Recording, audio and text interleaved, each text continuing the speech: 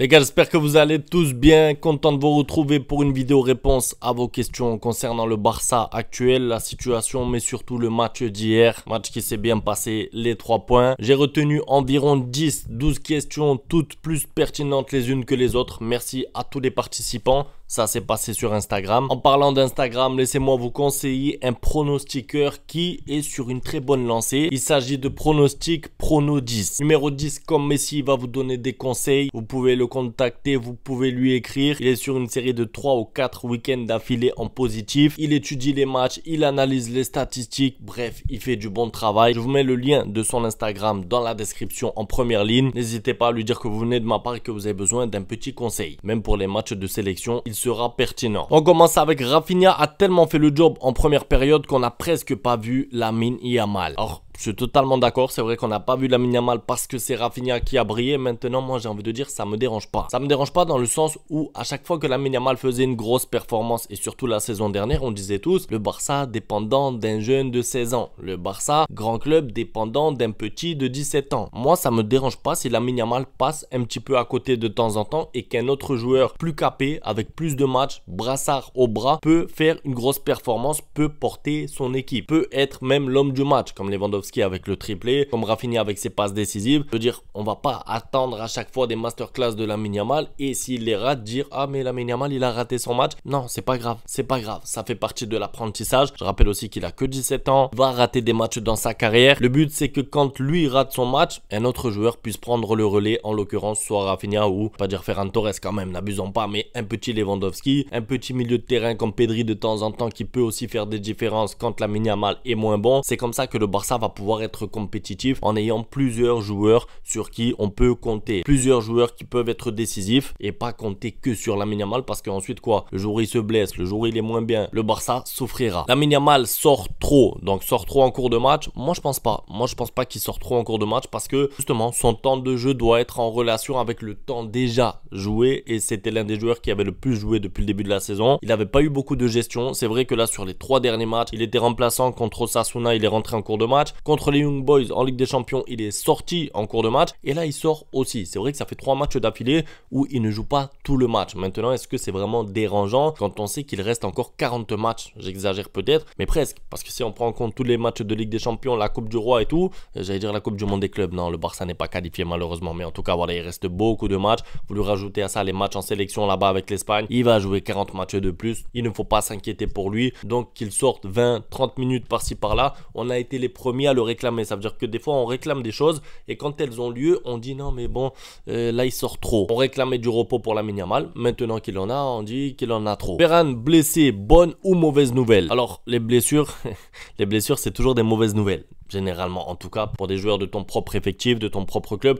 c'est une mauvaise nouvelle. Maintenant la réalité c'est qu'on va pas la sentir. Ça veut dire que qu'il soit là ou pas là, la vérité c'est que c'est pareil. Surtout quand on voit que sur le banc il y a maintenant Ansu Fati qui va pouvoir prendre le relais. Il y a Dani Olmo, je le rappelle quand même parce qu'on a tendance à l'oublier, qui revient juste après la trêve internationale. Rafinha qui peut jouer à gauche, Lamine Yamal qui joue à droite. Je veux dire, Ferran Torres ne va pas manquer au club. Moi ce que j'espère juste c'est qu'il soit disponible en janvier pour les matchs de Coupe du Roi contre les 3e et 4e divisions, pour qu'on puisse l'envoyer là-bas au combat quand il fait froid. Je sens que Fati va retrouver sa forme, ses appels et déplacements montrent une forte impression. Concernant Ansu Fati, je suis d'accord avec toi, ce qu'on a vu c'était pas mal, ça rentrait. Maintenant moi, ce que j'attends déjà c'est qu'il monte un petit peu en puissance au fil des matchs, au fil du temps, mais au bout d'un moment il va falloir le voir dans un contexte, j'ai envie de dire, normal. Un contexte de match normal c'est quoi? C'est un match serré, c'est un match tendu, c'est un 0-0, c'est un 1 partout, parce que il a fait sa rentrée contre les Young Boys, il y avait déjà 3-0, là il rentre pareil, il y a déjà 3-0, donc les matchs sont déjà pliés, c'est sûr, il n'y a pas beaucoup de pression, c'est normal pour qu'il puisse reprendre petit à petit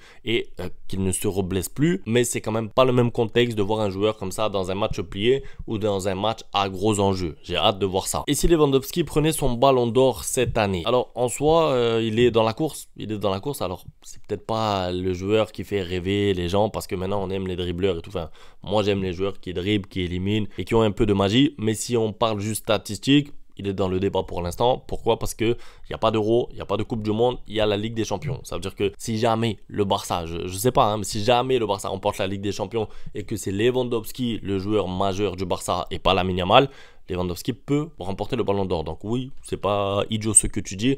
Maintenant, moi je pense qu'il est plus proche du soulier d'or du Ballon d'Or. Parce que le Ballon d'Or, ça passe par la Ligue des Champions, c'est trop difficile. Il va falloir enchaîner des gros matchs en plus en quart, demi et tout, finale pour lui, alors qu'il a très peu de matchs références en phase finale, je veux dire, et surtout il prend de l'âge, ça va être compliqué pour lui d'enchaîner.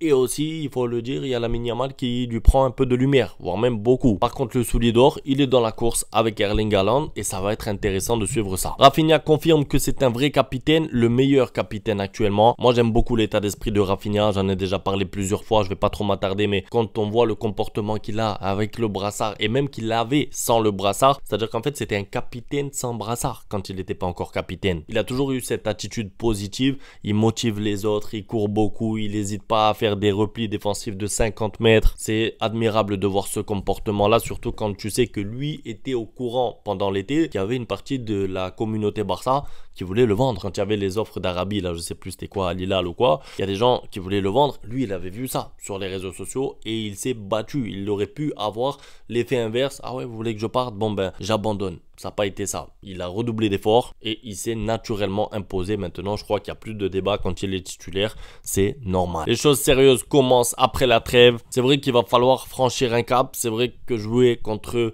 Alaves ou jouer le Bayern ou Dortmund ou Madrid, ce n'est pas pareil. Ça, on est tous d'accord. Maintenant, le Barça arrivera. Confiance. Quoi qu'il arrive, même si je ne veux pas trop m'avancer sur ça, mais si jamais le Barça perd, c'est pas dramatique parce qu'il reste ensuite toute la fin de saison et c'est pareil dans l'autre sens. Si le Barça bat le Real Madrid en Classico, il reste encore de nombreux mois, mais c'est vrai qu'on aura déjà une impression de ce que peut donner ce Barça dans les gros matchs contre les gros adversaires. Décevant Hector Ford. Je suis pas trop d'accord moi. Je suis pas trop d'accord parce que pour moi décevant c'est quand tu attends beaucoup de quelqu'un et qu'il n'est pas au niveau espéré, mais quand on voit le niveau d'Hector Ford, moi c'est ça que j'attendais. Ça veut dire la doublure idéale, le joueur qui peut te dépanner sans que tu remarques que c'est faible sur le côté. Parce que quand on voyait Martin, on disait d'accord c'est une doublure, mais à chaque fois que ça passait sur son côté, on avait peur. Là, c'est pas le cas. Tu vois qu'Hector Ford peut bien défendre sur un match. Alors après, oui, c'est vrai, c'était Alaves. Mais justement, pour ce type de match-là, pour moi, c'est la doublure idéale. Penses-tu que nos cœurs vont beaucoup résister avec ce style de jeu et surtout avec Iñaki Peña? Alors déjà, je te rassure, Iñaki Peña, normalement, c'était son dernier match. Et pour le reste, pour le style du jeu, si tu parles du hors-jeu, la ligne du hors-jeu qui est très haute, je pense que Hansi Flick va s'adapter. Je pense pas qu'il fera ça à tous les matchs. Je pense qu'il le fera selon les adversaires. La philosophie des Allemands est primitive. Si on encaisse 5 contre le Real, il faut juste en mettre 6. Et c'est vrai qu'on a là un Barça un peu déséquilibré, mais j'ai envie de dire, est-ce que c'est pas ce qu'on voulait voir? Moi, c'est un petit peu ce grain de folie qui me manquait chez le Barça, c'est-à-dire, oui, des fois,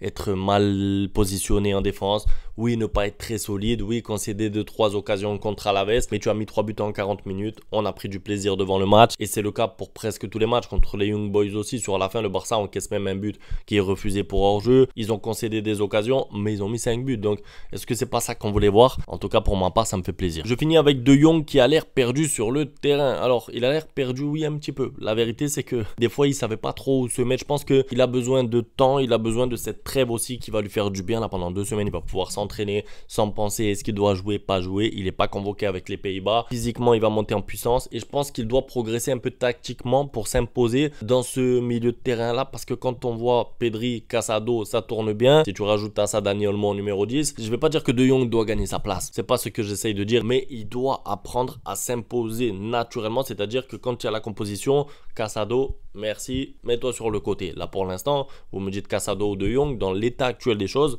je préfère limite Casado. Après, oui, quand De Jong va monter en puissance, quand De Jong va s'habituer, les automatismes et tout, on choisira évidemment De Jong. Mais pour ça, il doit travailler. C'est tout pour la vidéo. C'était un plaisir de la faire. Merci à tous ceux qui ont posé des questions et à qui je n'ai pas répondu. N'oubliez pas, pour ceux qui veulent des conseils pronostics, c'est dans la description. À demain pour la suite. Ciao.